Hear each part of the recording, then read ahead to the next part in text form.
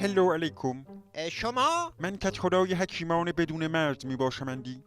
تویی؟ آقا جان مادرت بگو کت خدای واشنگاباد تحریم و بیخیال بشوندی. ما می خواهیم برای مقابله با ناکرو حکیم و مرهم برایتان بفرستیم.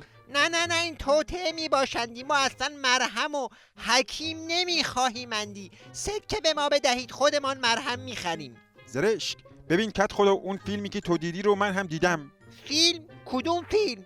الان برای تو سند می کنمندی.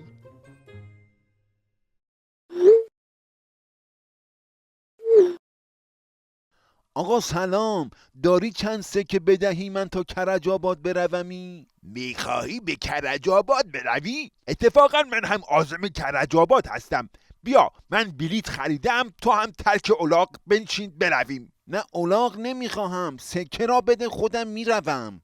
زکی، این کلک ها دیگر تکراری شده حاجی. کلک جدید جور کن. اینو تو از کجا دیدی؟ خوشت آمدندی؟ عصر ارتباطات می باشندی. ما خودمان ختم روزگار می باشیمندی. کلک جدید جور کن کت خدا.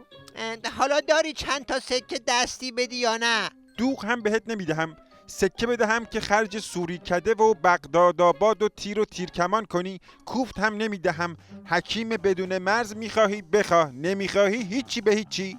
این خودش حکیم بدون مغزه. دوره کلا مالیدن سر بقیه تمام شدندی، کفگیرت هم ته دیگ خوردندی.